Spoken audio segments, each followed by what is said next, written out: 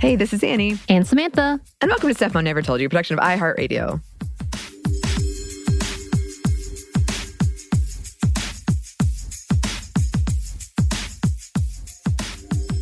And today we have a bit of a lighter one for you because we have a lot of mismatched vacations happening, actually. Right. Yes. Celebrations happening, vacations happening, all the good things. All of the good things. So you just went to Charleston, Samantha. How was that? It was lovely. I got to explore some of the areas that I've never gone. I have my partner's family lives that way, so we got to celebrate people's birthday because apparently everybody's born, as you said, in like August, September, October, and all of our birthdays are around that time. But yeah, it was nice. We got to celebrate together, hang out with family, and have a relaxing time. And you just got to do a DragonCon, which is a fave of yours. How was that? Yes, it was so fun. So, yeah, for this Monday Mini, we thought we'd do a revisit because we had a happy hour about my nerves of going to DragonCon this year. So this is like a just short kind of recap of my experience. So for people who don't know, DragonCon, I've talked about it a lot, but it is a big nerd convention that started in the 80s. And it's like a real celebration of nerddom and fandom. Huge costume, like watching, that's my favorite part. Big parade. At its peak, it was getting like 120,000 people a year. Not a year. I mean, a year, yes, because it only happens once a year. But now they halved it because of COVID. But it's still a lot of people. It's 60,000 people. So I was very nervous about that. If my voice sounds a little off, I have taken 3 COVID tests. They've all come back negative. But it was more talking than I've done in a long time. Events like that make my voice get shot because also it's loud. And so therefore you have to scream over people. And then trying to talk to people is almost impossible, especially in crowds. If you're drinking and having a late night, it's a whole other strain as well. But yeah, I know that this is your cup of tea in every way. This is my personal nightmare. And I have gone once and I did enjoy it. I just wish I had one of those rooms off the balcony where I could just stare at people and drink and be in my own space. So being there without being there, that's my favorite like style of hanging out. Yes, I am an introvert. Yeah. No, absolutely. It is a lot. It is overwhelming. And you and I have talked a lot about how we've pretty much been, I've seen the term recently, COVID hermits. Yes. So for us, it's been kind of awkward and shaky grounds when it comes to like re-entering and talking to people. I feel so awkward in conversations now. Right. And I don't know if maybe I always did, but I'd just gotten used to it or I'd like found ways to fake it. But now I feel like, oh my gosh, you're being so awkward. You're being so awkward. What do I do? And then I continue to be awkward. But that's the best part of DragonCon. Yeah. Either A, you get to act a character, or B, everybody's awkward, and it's an amazing conversation where everyone is a little awkward. Acknowledge it, enjoy it, and move on, hopefully. That's actually, I wanted to talk about that because I mentioned before that in some ways, when I'm in cosplay, when I'm in costume, it's easier for me to talk to people because I can kind of pretend like, oh, I'm this person. And for me, it was much easier than I usually have experienced talking to people when I was in costume. And a part of that was I did go as Disco Luke Skywalker. Oh, before we go further, please give a descriptor of this outfit. Okay. Well, I cannot recommend enough. Look it up. I think I started the cult of Disco Luke Skywalker because so many people, like I was telling Samantha, I would say at least 50 to 70 people stopped me to take pictures of all ages. It was great. Like kids came up to me and I would think only 4 knew what the costume actually was. And one guy got kind of mad at me because I was like, do you know what this is? And he was like, oh, I knew what this, I saw this before you were born. I was like, okay, buddy. Well, so Disco Luke Skywalker, look it up, but it is an obscure German TV talk show reference where poor Mark Hamill didn't know the internet was going to exist. It was in 1978, I think. And he wore like the most gold disco outfit. He called it like ABBA reject outfit. and gold boots, gold gloves, gold makeup, and a gold helmet with this like sun, bejeweled gold sun on the front, and then these beautiful, striking gold fans on either side, which is not aerodynamic. Are they fans or wings? I thought they were wings. They might be supposed to be wings. They act as fans. And let me tell you, moving around in them was a little tricky. I got a wide berth, though, because people had to give me some space. That's one way to get it. Anyway, this costume brought a lot of joy to people, including me. So I think it made it easier to talk to people. I made a lot of new friends, including this guy dressed as the Corinthian from Sandman, who I had a nightmare about last night. But he wasn't creepy, but he looked exactly like him. Yeah, I was like, I'm a little unnerved, sir. So kudos. I know, exactly. And he was definitely a big fan. And I loved how people became like, do you know what this costume is? And so they would spread the word and they would spread the word. So I feel like the thing is, Mark Hamill doesn't like that outfit. So I'm sure he's unhappy with me. Like somewhere he was like tossing and turning, like I feel a disturbance in the force. Yeah. And there's the gold Disco Luke. There's a part of me that wants to tweet at him, like, look, I nailed it, and this costume brought so much joy to people with the side-by-side comparison. But there's another part of me that's like, he might actually really not like that.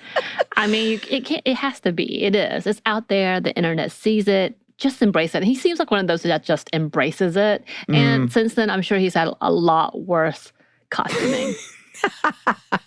I've seen his characters in The Flash. Just saying. Burn. I love it. I love it. It was very, very fun. And then I like made it my mission to find a Darth Vader, but they didn't recognize me. So eventually I went up to one and I was like, Dad, it's me. I'm going through a disco phase. And we got a good picture together. That's amazing. I love that you would do that. Did he respond appropriately? He did the most in character, which I couldn't tell if he meant for it to be in character. So I like,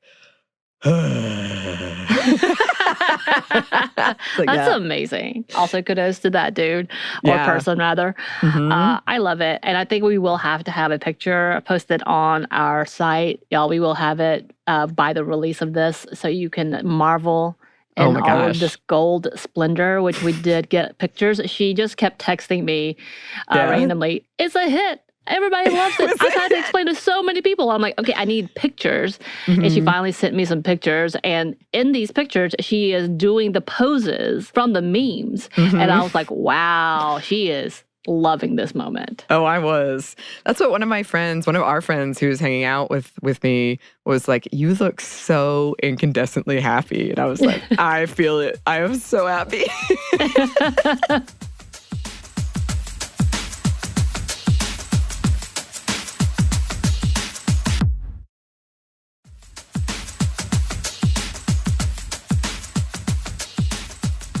Did you feel like when you were enjoying this time that you were safe and you were having a great time? Was there any kerfuffle during these times? Or was it just like, yeah, this is joy?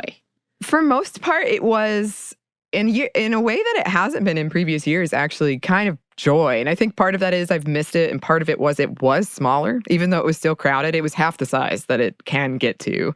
And so I think everyone who was there was feeling it. Certainly the first day, I struggled with, as we talked about, like thinking about COVID, but also just like our Georgia gun laws are not great. The hotel has a particular policy. You're not allowed to have weapons inside, but that doesn't stop people. So it took me a while to kind of like ease off of that. But once I did, it was so joyous. There was one guy who came up to me, I think it was the final night, and we had a very strange conversation where he was like, I'm sorry, I feel like I have to tell you that I took a picture of your ass because it looks really good, but I didn't want to disrespect you. I've got a sister and a mom, and I know I'm all about women's rights. I just wanted to tell you. And I was like, thank you. What is he doing with this picture? I don't know. Know. Why? Like, he couldn't just take the whole picture? Like, what? I think I didn't. I was kind of like, more, go forth, sir. I didn't ask any details. Is this the new way of saying I'm a nice guy? It could be. That was the only thing that I personally, like, maybe stuff was going on in my orbit and I didn't realize. I just thought that was kind of like, yes, I don't approve, but it was kind of funny. Because he wasn't trying to, it didn't feel like a flirting thing. It was I don't know if I'm going to believe you because you don't gauge that well, as we have discovered. I have a friend there. We should see I'll ask her perspective. Yeah, we should see. We go. Yeah, you're right. That wasn't the vibe I got, but you're right. I did get Five Guys numbers. Didn't know what that was. Like that in itself. Yeah, it's true. But it's true. It's okay. Oh, speaking of, I told Samantha, so DragonCon has this thing called the Walk of Fame where you can go and meet celebrities, and usually you have to pay money to like get an autograph or a picture. And I just like to walk through and see who's there. And so we went down around 7 p.m. on Saturday, which is like right before it closes. And I saw Guillermo from What We Do in the Shadows. Yes. But then I saw my two crushes, who I was like, maybe I'll see them. Michael Shanks, who played Daniel Jackson from Stargate SG-1, and Drew Fuller from Charmed. And he gave eye contact and liked my costume. That's a win. That's a win right there. It was a win. It felt like a win. It is a win. I gave like a solemn nod back and then walked away. Very smooth. Very smooth. I like it. You got to do the casual nod and then be cool. And don't look back. Just keep walking. You got to be cool in your Disco Luke outfit. You got to be cool, obviously. If you're going to be bright gold, you better be cool. Yes. Yeah. Oh my gosh. It was great. I felt like, I don't know. It made me happy how many people came up to me so happy. And especially like just young children who were thrilled at whatever was going on here. I feel like you should have done a performance of sorts. I should have. If I had found like a good Darth Vader, that one was great. The one I took the picture with was fantastic. But like an interaction, I think I could have really, it would have been cool. A cool in quotes, I guess. Very cool. Very DragonCon cool, which is actually very cool. We know this. That's the place to be. Yeah, so I know that that's kind of one of the big events. Are you excited about next year? Are you going to play on that? Or are you just like trying to rest from the excitement? I am excited. The thing about DragonCon is it really behooves you to plan it early because it saves you a lot of money. So I've already got my pass for next year. Right. The hotel room situation. So I do get a hotel room. I'm that level of nerd about it. That is like so hard to get. And that happens in October. So we'll see if I get one this year. I did get one at my favorite hotel on the 4th floor, so I could do that thing that you were talking about where you can just like look down and see all the costumes. And it was that's awesome. It's the first time that's ever happened for me. Because the DragonCon hotel game is so bad. Like you can wait 30 minutes to an hour on an elevator. Yes. So it's nice to have a low level room. It's like probably one of the only instances where people are like, please get me a room on a lower level. Right. Yes. I do remember the one time I went in, like the one time we were like, oh my God, this elevator is so quick. There's no one in here. We were on the wrong one. Of course. Of course. I did want to say, so I always like kind of guess what's going to be the biggest costume. This year it was definitely Stranger Things, and especially like the Hellfire Club shirts, because that's pretty easy to do. The boys, I would say, was pretty big. Yeah, I saw a few. Yeah, especially like Starlight. But it wasn't, usually there's one that's like, oh my gosh, everybody did this one. This year there wasn't one like that. I would say those were the two biggest factions. But I kind of liked that. It was much more diverse range of costumes that I saw. So that was cool. I did get, I don't know if I've mentioned this before, but there's this like late night origami, and I've been trying to go for years. I didn't go, but a friend of mine did, and she showed me her origami penis, and I was very happy about it. Well, go ahead. It's late night for a reason, Samantha. Okay. I didn't know that was a thing. Oh, yeah. That's exciting. I'm actually surprised that were there a lot of more like, because with all the Marvel series that has happened, was there not a lot of that? There actually wasn't. There was, but not, it wasn't like when Loki came out, the Loki variants were the big one. And you were like, wow, they're everywhere. So it was much more like spread out among properties. I did see an amazing She-Hulk. Like, woo. Yeah. There was a lot of really, really good Star Wars stuff. But again, it was really spread out. So it wasn't like one particular costume. I did see not one, not two, but 3 amazing The Mummy 1999 cast ensemble costumes, like all of the characters. It was amazing. So good. That's amazing, and I love that. Yes. Was there not Everything Everywhere All at Once people? There were. I thought that I would saw be... one Ratatouille character. I saw three Rakakunis, and I saw 3 Jobu Tapakis, like the Everything Everywhere, the bagel, the white costume she has with the bagel. But I didn't see as much of those, but I heard there was a meetup of them, and there were a bunch of them. So I must have just like missed it. I did see I filmed it, and it was a 2-minute long inflatable T-Rex. Of course, that's always been a big thing. Oh my God, It was beautiful. I was like, it's still going. I would look away, have a conversation, look back, it was still going. I saw that the Jurassic Park characters were there. Yeah. I did see a lot of What We Do in the Shadows. Yes. Characters. There was an amazing Laszlo with the cursed hat. It was so good. I saw him many times. I loved him. He was perfect. Yeah, I did see that. I'm guessing next year is going to be full of Ring of Power and the Game of Thrones, or House of Dragons, rather. I think you're right. I think that's a really good prediction. I saw some House of Dragon, but I haven't watched the show yet, so it was sort of people pointing it out to me. But I saw quite a few. But the costumes were amazing. That's my favorite part. There were so many, just so creative costumes. I loved it. I loved it. It's a talent, for sure. It is. It absolutely is. And then just in closing, we've been reading these books in our book club lately about like finding friends in nerddom and like in Queen of Geek, like specifically at a convention. And I was very, very lucky that I ran into a bunch of like my really close friends and then some friends I haven't seen in a while. And then I made new friends as well, which I love. I have this crew of like convention friends that we meet every year, and shout out to Bo Brown, because I went to this puppetry festival right before the pandemic shut everything down. He's in charge. He's the director of the puppetry track, and I tried to find him last year and I couldn't, because we were really close friends. We hit it off really well at this festival. But I found him this time. Disco Luke is hard to miss, I've got to say. It was like being a walking disco ball. People would be like, there she is. There it is. Which is a good costume to have. It is. But yeah, I had a really, really good time. It kind of gave me hope in like, oh, I don't know. There was a part of me that was like, it's never going to be the same. And it probably won't.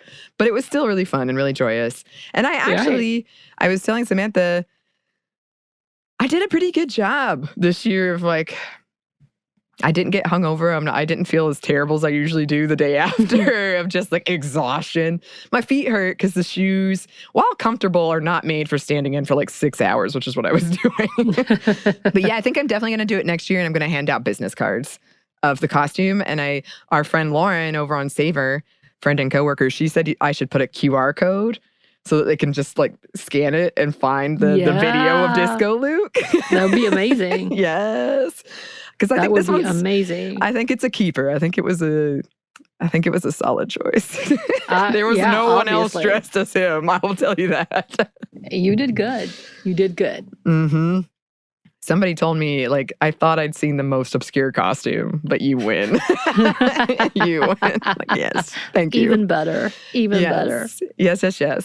Well, thanks for letting me just geek out about it. It's awesome for me. Yes, I loved it. Next year, Samantha, maybe we'll have a panel. Oh my gosh. They don't want me. I'm not nerd enough. That could be funny. Like that. You just interview me in my Disco Luke outfit. I would love that. Yes, I think it would be great. Well, we'll keep an eye on that. But in the meantime, as always, listeners, if you have any fun convention experiences, if you happen to be at DragonCon or see anything from DragonCon, maybe you even ran into me, who knows? Please reach out and contact us. Our email is stephanie@momstuff@iheartmedia.com. You can find us on Twitter @MomStuffPodcast or on Instagram @Stuff I've Never Told You. Thanks as always to our super producer, Christina. Thank you. And thanks to you for listening. Stuff I've Never Told You is a production of iHeartRadio. For more podcasts from iHeartRadio, check out the iHeartRadio app, Apple Podcasts, or wherever you listen to your favorite shows.